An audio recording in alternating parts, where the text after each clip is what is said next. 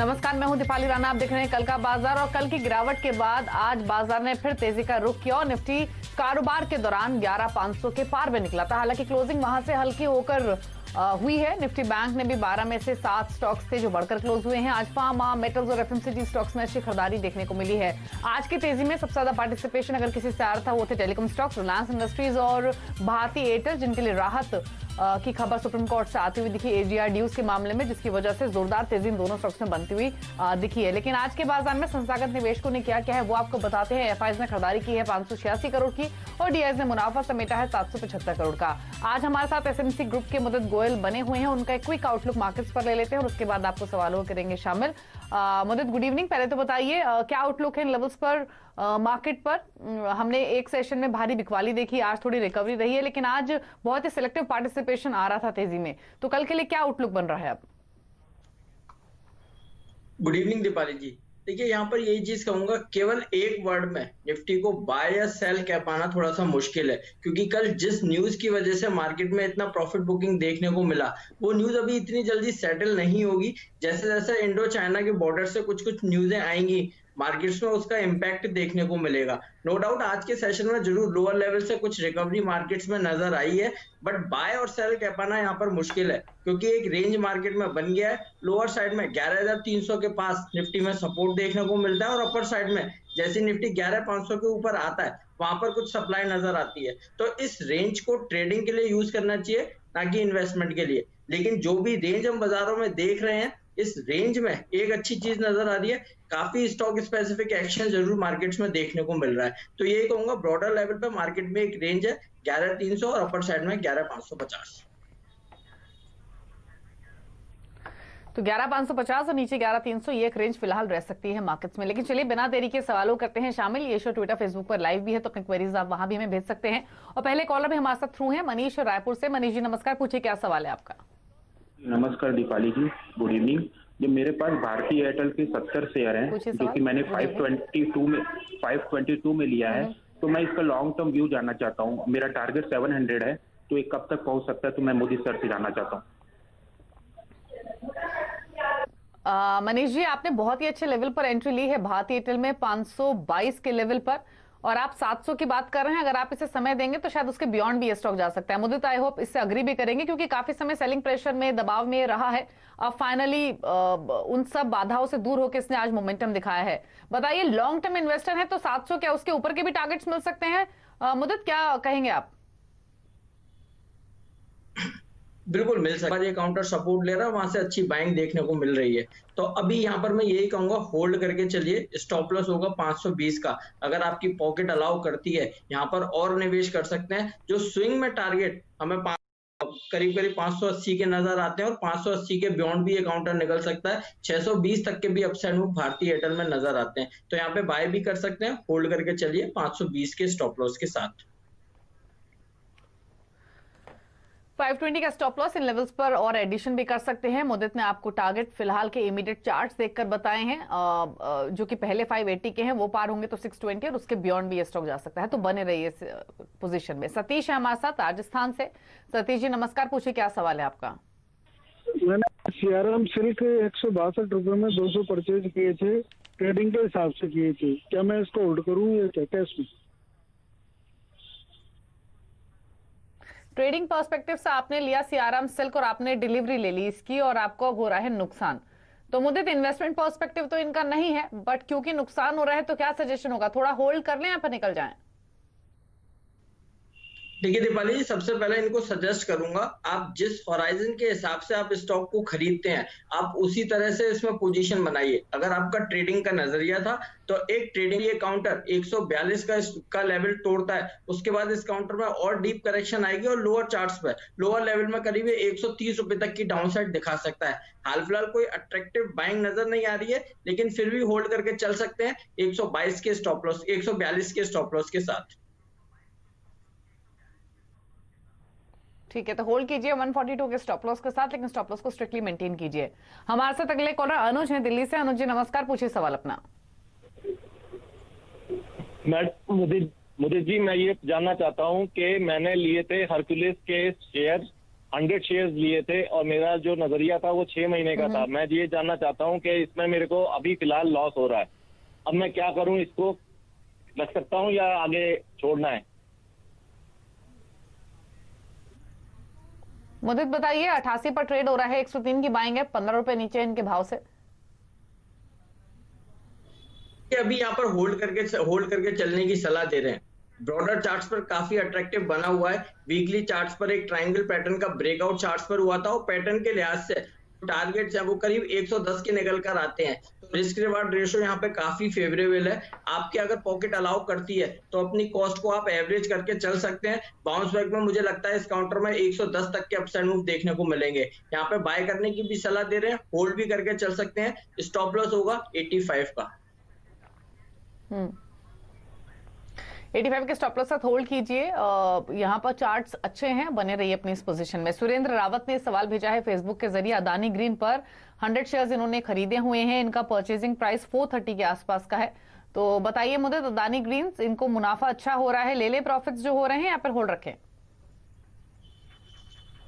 नहीं, देखिए प्रॉफिट में है ये। एक स्टॉप लॉस सबसे पहले स्ट्रिक्ट स्टॉप लॉस के साथ होल्ड करके चलेंगे। 470 का आप स्टॉप लॉस लगा लीजिए। 470 के स्टॉप लॉस के साथ आप होल्ड करके चलिए। ऑल टाइम हाई पे ये काउंटर ट्रेड होता हुआ नजर आ रहा है और जिस तरह के चार्ट स्ट्रक्चर और जिस तरह की वॉल्यूम एक्टिविटी इस काउंटर में नजर आ रही है, लग रहा है ये काउंटर बड़ी तेजी दिखाएगा। 540 और 560 तक के अपसाइड मूव भी अदानी ग्रीन में देखने को मिल सकते हैं। मैं यहाँ पर अभी जो 495 का लेवल है उस लिहाज से 470 के स्टॉप लॉस को होल्ड करने की सलाह दे रहा हूं। एक चीज और कहूंगा, जैसे जैसे इस काउंटर में बाइंग देखने को मिलेगी, आप अपने स्टॉप लॉस को ट्रेल करके रैली को एंजॉय कर सकते हैं। अभी 470 के स्टॉप लॉस के साथ होल्ड करके चलिए। तो स्टॉप लॉस फिलहाल 470 का मेंटेन कीजिए, होल्ड कीजिए, लेकिन उसको ट्रेल करते रहिए, बने रहिए इस पोजीशन में। नरेंद्र हमारे साथ अब अहमदाबाद से। नरेंद्र जी नमस्कार, पूछिए क्या सवाल है आपका? नमस्ते मैडम जी, मेरी पास बैंक ऑफ बड़ौदा के 95 के लिए शेयर पड़े हैं 1000। मैं क्या करूं? 1000 शेयर्स है, 95 का परचेजिंग प्राइस है बैंक ऑफ बड़ौदा में। पुरानी बाइंग है आपकी, नुकसान काफी हो रहा है, आधा हो चुका है स्टॉक। और ये तो इनफैक्ट तमाम बैंक स्टॉक्स का यही हाल रहा है, सरकारी क्षेत्र के खास तौर से। क्या सजेशन होगा इनके लिए अब? देखिए दीपाली जी, इनको भी यही कहूंगा, हम अगर कोई भी निवेश करते हैं तो निवेश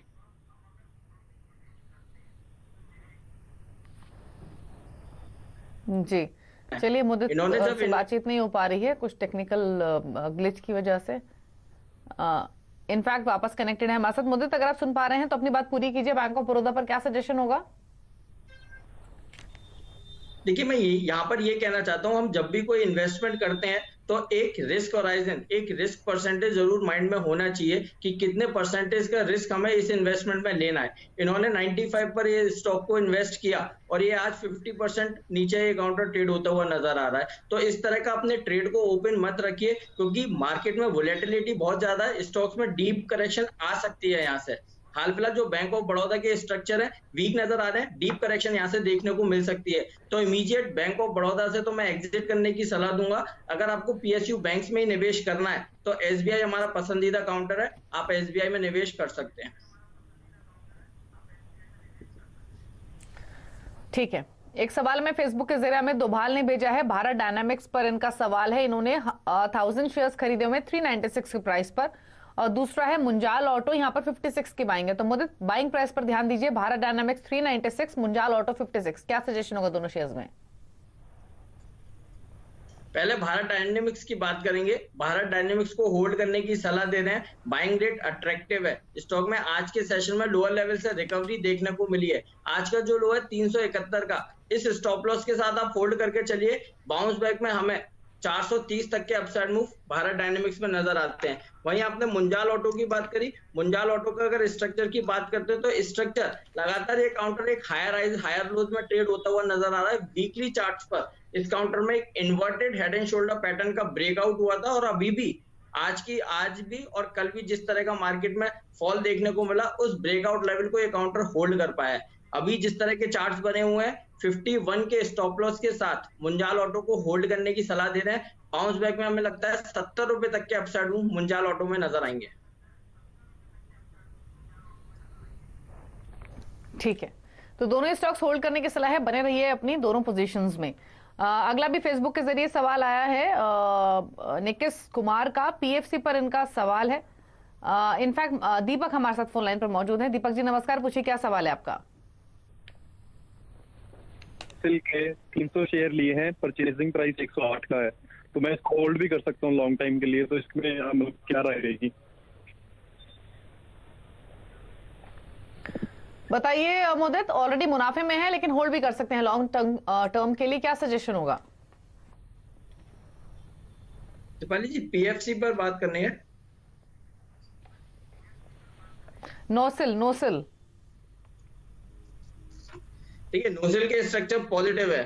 नोसिल का चार्ट बहुत पॉजिटिव नजर आ रहा है। लोअर लेवल करीब 50 रुपए से लगातार इस काउंटर में बाइंग देखने को मिली है। एक राइजिंग चैनल में काउंटर ट्रेड होता हुआ नजर आ रहा है। इस तरह के स्ट्रक्चर बने हुए हैं, हमें 140-145 रुपए तक के अपसाइड मूव नोसिल में नजर आते हैं। बिल्कुल यहाँ पर होल्ड करने की सलाह दे रहे हैं। स्टॉप लॉस होगा 119 का। ठीक है, तो होल्ड करने की सलाह है। संगम शर्मा ने एक सवाल भेजा है ट्विटर पर। दो स्टॉक्स है इनके पास मुदित, व्यू है इनका 3 to 4 मंथ्स का। पहला ब्रिटानिया, नोट कर लीजिए आप इनका बाइंग प्राइस। ब्रिटानिया में 3892 के प्राइस पर इनकी पोजीशन है, नुकसान में है थोड़े। और बायोकॉन में 409 इनका परचेसिंग प्राइस है, तो क्या सजेशन होगा?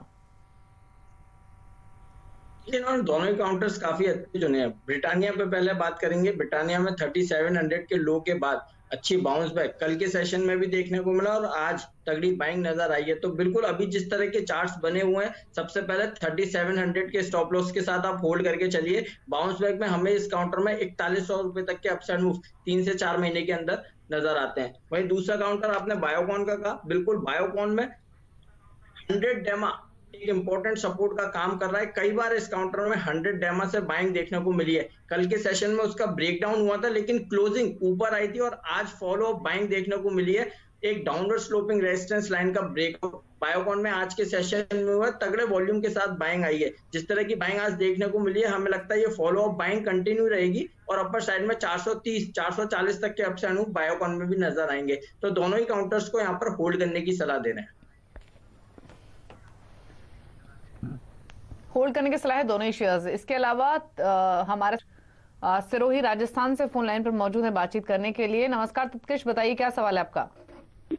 नमस्ते रूपाली जी, नमस्ते मुदित जी। मेरे पास 100 शेयर है। हेलो जी। मेरे पास 100 शेयर है 113 रुपए 65 पैसे के हिसाब से BEL के, और मैं 3 से 4 महीने रख सकता हूँ। ठीक है, मुझे 3 to 4 मंथ्स का व्यू है। BEL में 113 इनका परचेसिंग प्राइस है। क्या सजेशन होगा 3 to 4 मंथ के पर्सपेक्टिव से? और क्या इनको थोड़ा लॉन्गर टर्म के हिसाब से भी स्टॉक को रखना चाहिए, क्या कहेंगे आप? बिल्कुल, मैं लॉन्गर टर्म के लिहाज से भी इनको यहाँ पर बाय करने की सलाह दूंगा, क्योंकि जिस तरह से सरकार डिफेंस में काफी अग्रेसिव स्टेप्स लेती हुई नजर आ रही है, उसका इम्पैक्ट, उसका पॉजिटिव इम्पैक्ट इस तरह के काउंटर्स में देखने को मिल रहा है। BEL एक पसंदीदा काउंटर है, यहाँ पर होल्ड करने की सलाह दे रहे हैं 102 के स्टॉप लॉस के साथ। अगर बाय करना चाहते हैं तो बाय भी कर सकते हैं। इस काउंटर में यहाँ से पहला टारगेट 115 का होगा। 115 पे पूरी तरह से चार्ट्स तैयार हो जाएंगे एक बड़े मूव के लिए। उसके बाद 115 के बाद इस काउंटर में 130 रुपए तक के अपसाइड मूव देखने को मिलेंगे। तो यहाँ पर बाय करने की भी सलाह है, होल्ड करके चलिए। स्टॉप लॉस रहेगा 102 का। ठीक है, होल्ड कीजिए 102 के स्टॉप लॉस के साथ। फेसबुक के जरिए सागर ने एक सवाल भेजा है बजाज होल्डिंग का। इनके पास जो पोजीशन है वो 2841 रुपए की है।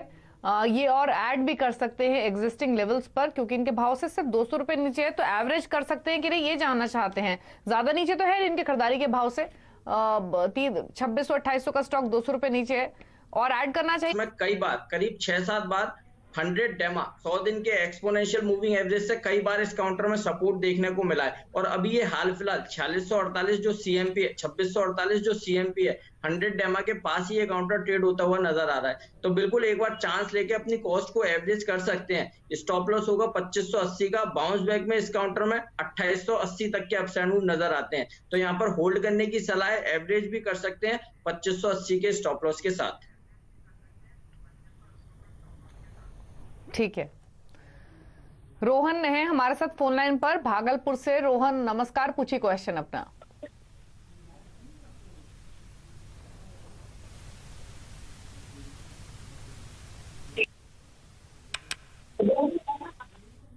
हेलो रोहन, अगर आपको ऑडियो मिल रहा है तो अपना क्वेश्चन पूछिए प्लीज। हेलो या I have 1000 shares of NRB bearing at the rate of 94.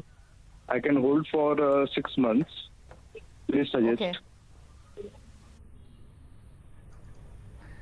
मुझे सवाल सुना आपने, 10 रुपए नीचे इनके बाइंग प्राइस से एनआरबी बियरिंग 6 मंथ्स रख सकते हैं। एग्जिट करने की सलाह देंगे क्योंकि स्टॉक में जिस तरह के चार्ट्स बन गए हैं, कल के सेशन में इस काउंटर में रिवर्सल कैंडल बना था और आज फॉलो अप सेलिंग देखने को मिली है और आज 200 डेमा को भी ब्रेक करके ये काउंटर नीचे चला गया है। देखिए 200 डेमा ट्रेंड डिसाइडिंग लेवल होता है। ट्रेंड डिसाइडिंग मतलब अगर 200 डेमा के ऊपर हम ट्रेड कर रहे हैं तो अप ट्रेंड में, और उसके नीचे चले जाते हैं तो हम डाउन ट्रेंड में आ चुके हैं। और आज वॉल्यूम के साथ इस काउंटर में करेक्शन देखने को मिली है जो लेवल 85 के, मुझे लगता है और करेक्शन दिखाएगा। आने वाले दिनों में ये काउंटर 72 रुपए तक की डाउन साइड दे सकता है। तो यहाँ पर एनआरबी बियरिंग से एग्जिट करने की सलाह दे रहे हैं और शो के दौरान ऑलरेडी हम एसबीआई को रिकमेंड कर चुके हैं, एसबीआई में निवेश कर सकते हैं। ठीक है। इसके अलावा एक फेसबुक और ट्विटर दोनों जगह सवाल आया है हिमांशु खंडेलवाल का। 2 शेयर्स इनके पास, बीओबी और ओएनजीसी। बीओबी अभी हमने शो की शुरुआत में चर्चा भी की थी मुदत, इनका परचेसिंग प्राइस लोअर लेवल का है 49 का, और ओएनजीसी में 85 की बाइंग है। तो दोनों में क्या सजेशन होगा? देखिए बीओबी से ऑलरेडी हम बात कर चुके हैं, क्लियर कट एग्जिट करने की सलाह है। अगर कोई पीएसयू बैंक में निवेश करेगा तो बिल्कुल हम एसबीआई पे ही दाव लगाएंगे। वहीं दूसरा आपने ओएनजीसी की बात करी, ओएनजीसी में आज के सेशन में डीप करेक्शन देखने को मिला है, लेकिन अभी भी चार्ट्स पर एक कंसोलिडेशन में एक काउंटर ट्रेड होता हुआ नजर आ रहा है। चार्ट्स पर 75 एक इंपॉर्टेंट सपोर्ट का काम कर सकता है। तो अभी हाल फिलहाल जो पोजीशन है 75 के स्टॉप लॉस के साथ होल्ड करने की सलाह दे रहे हैं। ठीक है, तो बीओबी से तो एग्जिट कीजिए, एसबीआई आप उसकी जगह ले सकते हैं। ओएनजीसी पर भी लेवल्स मुद्दत ने आपको बताए हैं। चलिए एक छोटे से ब्रेक के लिए यहाँ पर रुक रहे हैं, लौटेंगे तो कुछ और क्वेरीज को करेंगे शामिल। फेसबुक ट्विटर के सवालों पर रहेगा फोकस, जल्द वापस आते हैं। आप देख रहे हैं कल का बाजार, मुदित गोयल बने हुए हैं आपकी सभी क्वेरीज को आंसर करने के लिए। और अगला सवाल हमें फेसबुक के जरिए संजय ने भेजा है। डाबर पर 514 का परचेजिंग प्राइस है, 235 शेयर्स है, जानना चाहते हैं होल्ड करें या फिर एग्जिट, बताइए मुदित।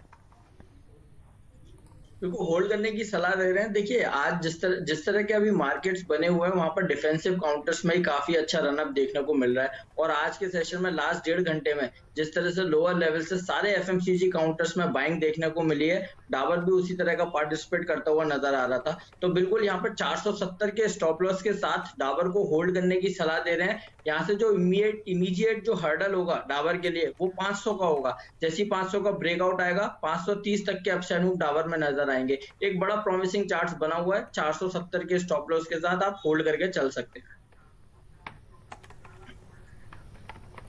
ठीक है, तो होल्ड कीजिए अपनी इस पोजीशन को 470 के स्टॉप लॉस के साथ। प्रभात है हमारे साथ अमेठी उत्तर प्रदेश से फोन लाइन पर। प्रभात जी नमस्कार, बताइए क्या सवाल है आपका?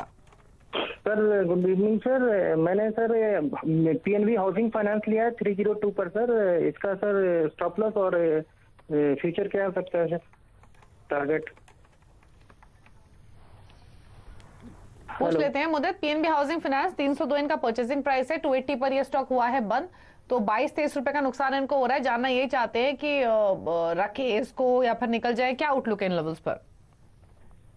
ठीक है, अभी होल्ड करने की सलाह दे रहे हैं। वॉल्यूम के साथ इस काउंटर में रिसेंटली कुछ बाइंग देखने को मिली थी और उस तरह का सेलिंग प्रेशर अभी तक नहीं आया। इसका मतलब साफ है जो लोअर लेवल्स पे बाइंग थी वो अभी तक होल्ड है। तो हो सकता है इसका देखने को मिल सकता है। तो अभी हाल फिलहाल 269 के स्टॉप लॉस के साथ आप होल्ड करके चल सकते हैं। बाउंस बैक में हमें लगता है इस काउंटर में 310-315 तक के अपसाइड मूव देखने को मिलेंगे। हाल फिलहाल होल्ड करने की सलाह है 269 के स्टॉप लॉस के साथ। 269 के स्टॉप लॉस साथ होल्ड कीजिए। हार्दिक शाह ने सवाल भेजा है फेसबुक के जरिए और सवाल है इनका आईबी हाउसिंग फाइनेंस पर 215 के प्राइस पर 200 शेयर्स हैं, यूको बैंक में 14 रुपए 25 पैसे का बाइंग है। तो मुद्दत आईबी हाउसिंग में 215, यूको बैंक में 14 रुपए, 1 साल का नजरिया। देखिए आईबोल हाउसिंग की पहले बात करेंगे। 215 बाइंग रेट अट्रैक्टिव है, लेकिन चार्ट्स पर एक चीज नजर आती है, जैसे ही इस काउंटर में बाइंग देखने को मिलती है 220 के पास से ऊपर से हायर लेवल से सप्लाई नजर आती है और अच्छे स्ट्रॉन्ग वॉल्यूम के साथ सेलिंग देखने को मिलती है। इसका मतलब साफ है कोई ऊपर से माल को डिस्ट्रीब्यूट कर रहा है और उसका इम्पैक्ट शेयर प्राइस पे नजर आता है। तो अब यही कहूंगा, यहाँ पर कोई भी बाउंस बैक इस काउंटर में देखने को मिलता है 210 215 के आसपास, आप आईबोल हाउसिंग से एग्जिट करने की सलाह होगी। और आपने जो बात करी यूको बैंक की, यूको बैंक का चार्ट स्ट्रक्चर पूरी तरह से वीक है। मैं यहाँ पर यूको बैंक को होल्ड करने की सलाह दूंगा, ना बाय करने की सलाह दूंगा। मेरा व्यू बिल्कुल क्लियर है। अगर कोई भी पीएसयू बैंक में निवेश करना चाहता है, केवल और केवल एसबीआई जैसे काउंटर में निवेश करिए। ठीक है। इसके अलावा एक और सवाल हमें आया है फेसबुक के जरिए किशोर का, और फरीदाबाद से इन्होंने सवाल भेजा है। 2 स्टॉक्स है मुद्दत इनके पास। आरबीएल बैंक में 198 का परचेजिंग प्राइस है, अशोक लेलैंड में 69 का प्राइस है। तो दोनों पर ही राय लेना चाहते हैं, एग्जिट करें या फिर होल्ड? देखिए आरबीएल बैंक को यहाँ पर होल्ड करने की सलाह दे रहे हैं। आज अच्छे एवरेज से इस काउंटर में बाइंग देखने को मिली है और वहां से सपोर्ट नजर आया है। 198 प्राइस अट्रैक्टिव है। बाउंस बैक में ये काउंटर 198 के लेवल्स दिखा सकता है, तो यहाँ पर 186 के स्टॉप लॉस के साथ आप होल्ड करके चलिए। बाउंस बैक में 215 तक के अपसाइड मूव आरबीएल बैंक में नजर आएंगे। भाई दूसरी बात आपने अशोक लेलैंड की करी। अशोक लेलैंड का चार्ट स्ट्रक्चर पॉजिटिव है। लोअर लेवल से तगड़ी बाइंग इस काउंटर में देखने को मिली। रिसेंटली रिजल्ट के बाद पूरी तरह से चार्ट्स पलट चुके हैं। एक बड़ी तेजी ये काउंटर दिखाएगा। यहाँ पर होल्ड करने की सलाह है 63 के स्टॉप लॉस के साथ। बाउंस बैक में ये काउंटर में 80 रुपए तक के अपसाइड मूव नजर आते हैं। अशोक लेलैंड अगर कोई बाय भी करना चाहता है तो यहाँ पे बाय करके चल सकता है। 80 रुपए के टारगेट के लिए स्टॉप लॉस रहेगा 63 का। तो दोनों स्टॉक्स में आपको होल्ड करना है। लेवल्स जो बताए गए हैं स्टॉप लॉस के, उन पर ध्यान देना है। तो फिलहाल इतने सवाल करेंगे शामिल। मुद्दत को डिस्क्लोजर आपकी ओर से। दीपाली जी, जो भी स्टॉक आज हमने शो में डिस्कस किए उसमें से किसी भी स्टॉक में मेरी कोई पर्सनल होल्डिंग नहीं है, पर सिमिलर लाइंस पर अपनी कंपनी के क्लाइंट्स के साथ अपने व्यूज शेयर करता हूं। ठीक है, शुक्रिया मुद्दत शो में आने के लिए और सभी सवालों के जवाब देने के लिए। तो इसी के साथ कल का बाजार में इतना ही। लेकिन खबरों पर लगातार अपडेट के लिए सिंबीसी आवाज से जुड़े रहिए, ट्विटर, फेसबुक और यूट्यूब के जरिए। नमस्कार। वीडियोस को देखने के लिए आप जरूर से सब्सक्राइब कर ले हमारे YouTube चैनल को। फ्रेंड्स मिलते हैं अगले वीडियो के अंदर, जब तक के लिए गुड बाय।